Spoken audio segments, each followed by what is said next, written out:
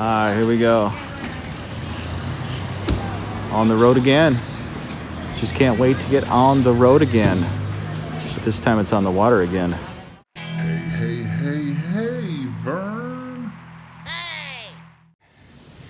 And the cost was 400 baht, which is 12 bucks, 12 US dollars. I'm not sure that I can show you the upstairs until the lights go on, but I'll show you the downstairs. We haven't left port yet. I'm here about a half hour early. And this ceiling here is about, I don't know, 4 foot tall, between here all the way to the back to the bathroom. And then in here, it's maybe 4 foot tall also, which is like a sleeping room. And when they put the light on, I'll show you that. So I gotta find out how long it's gonna take to get there. I think it's about 75 nautical miles from Surat Thani to Kho Phangan. We could call it the slow boat to China, but it's gonna be the slow boat to Kho Phangan. I think I said that wrong, but it's kind of hard to pronounce everything because I don't get to hear it often enough. I don't know anybody that's gone to this island. I normally hear people talk about Koh Samui, but not this island, not in this area anyway. So it's all Greek to me, as they say.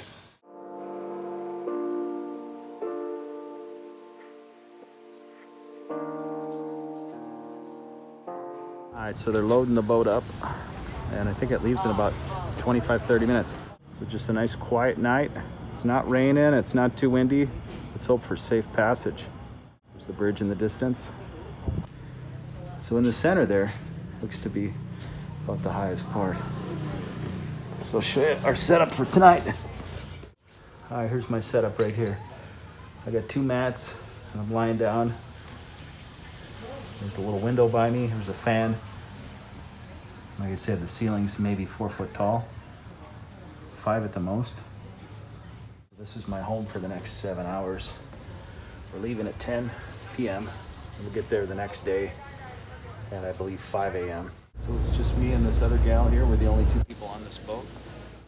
And we're just about getting ready to leave the port. It's about, probably 10:15. Sounds like he just put it in gear now, so I'm not sure how he's gonna turn this thing around. Let's get a look.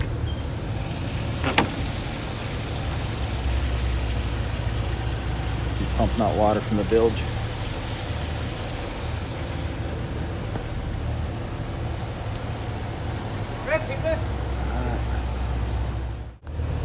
So I don't think they have like a side thruster on these old boats. I think it's just a prop, and they just slowly have to angle it away from the dock. No, maybe he does have like a side thruster. I think he does have like a side thruster, because we are pulling away here from the dock, kind of sideways. Yeah, he must have something like that. I'll show you where we are without dropping this thing. Yeah. There's that bridge. Right up in the distance. Yeah, here we go, guys. Rock and roll. I'll give you some night scenery as we're heading out. Now CBD2, I think, is the other side of the island. There's some little boats here. I don't know if these guys are living on the river, if they're river boats, or what kind of boats those are.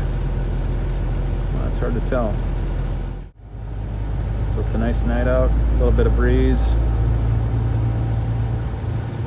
Not too much vibration up here, which is great. There's a few communities out there, out in the islands. All right, you guys, I got a little fan above my head, which is fantastic. So that's where a little bit better camera would be nice for this low light photography stuff at night.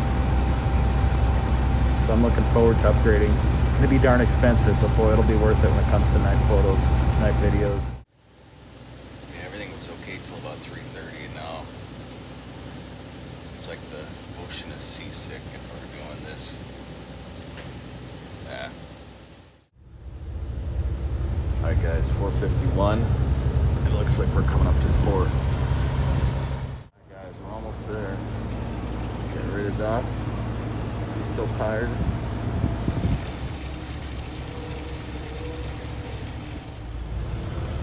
All right, we're pulling in now. The last step. All right, you guys, so I made it to the port. and it's 5 a.m. and there's nobody here. So hopefully I can get a tuk-tuk at the end. And that's what we're looking for. So I'm gonna walk to the end here, get a tuk-tuk out of here. Try to get to a hostel. It's 5 a.m., probably nothing's open. All right, so I'm here at the 7-Eleven just at the end of the port, and this place is like a ghost town. There's like nobody here. And I came here just right at 5, and she said that there's nothing going on until 6. All right, you guys, so that's it. I'm here waiting for a ride. This is the scene. I got some food, a little croissant sandwich and a Coke. A little something to keep me awake. All right, so I'm sitting here on the steps of the 7-Eleven. It's about 5:40, and this fellow asked me for some change because he wanted to buy a water and a cigarette, and so I gave him a little change that I had. And then he went and smoked the entire cigarette right next to me. Now, I have not smoked since I was 28 years old, and it's not that I worry about the secondhand smoke, but it's just smelling somebody else's cigarette after being a non-smoker all these years. But then I thought about it. I thought, you know what?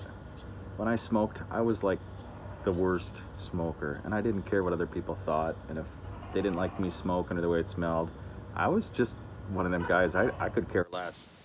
And now looking back, I thought, man, I probably deserved a few more thousand cigarettes smoked around me. So, yeah, it's amazing how things come full circle in life sometimes, you know? It is what it is. And I understand what it means to crave cigarettes. I've had family and relatives bum me money for cigarettes, and you know, when I was a smoker, so I get it. I do. But I guess I got not much else to think about as I'm sitting here in this motionless city at 4:30 a.m. or 5:30 a.m. waiting for things to open up. So that's how it is. It's like the city that doesn't get going till 6 a.m. Alright, so the locals got me on a tuk-tuk, and that's where we're headed now. We're headed to the hostel, and it's just about 6. I think it's just about 6 right now, and we're heading en route.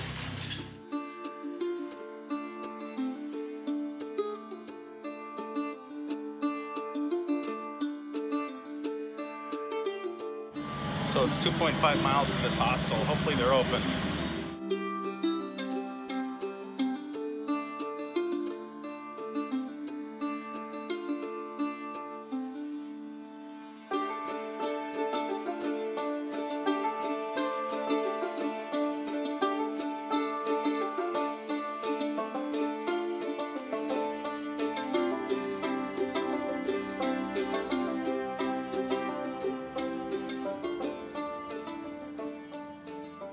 We're here at Echo Hostel, and we're gonna try this a couple nights and see what we think of this place.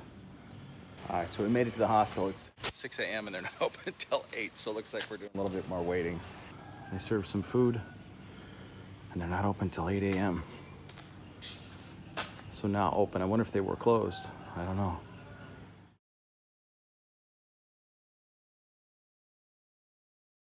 So the guy told me that they only get like 1 or 2 people on a boat coming over here. Everything's really, really, really slow on this island. So the big island is Koh Samui, just across from us. I think it's half hour to an hour. I'm not sure exactly at this point, but I'll stay here for a little while and then I'll buzz over there, because people had said if you're gonna visit an island, that's one of the islands to see. If you're gonna go to any of the islands, out of all the islands, they said go to that island. So, and I might do another one. I don't know, it just depends. At some point I'm gonna shoot up to Bangkok and maybe even Chiang Mai. I'm gonna get this well-rounded trip in, but I may stay here until the 20th and then COVID extend. I'm just kind of playing it by ear. So. Hey, Vern.